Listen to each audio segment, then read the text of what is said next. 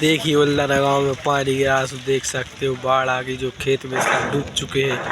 थोड़ी देर में गाँव में पानी आने वाला है, पानी गिरा,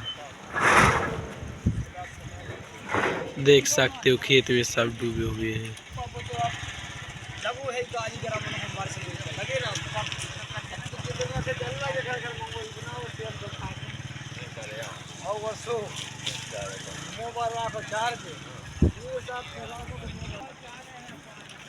और चार है अरे जो सही कह रहा हो, थोड़ा गाँव डूब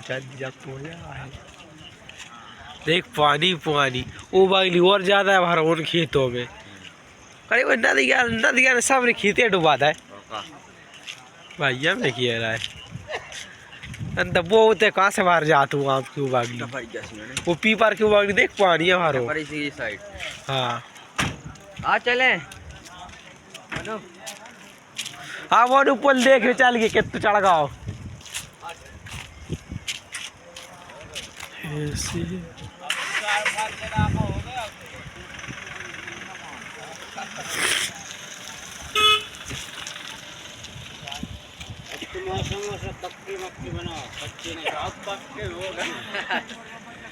अबे पानी हुआ चाह रहे 2 दिन अलग। हाँ पानी और चाह रहे मारू भी कह रहा 2 दिन हुआ चाह रहे हैं बिल्कुल।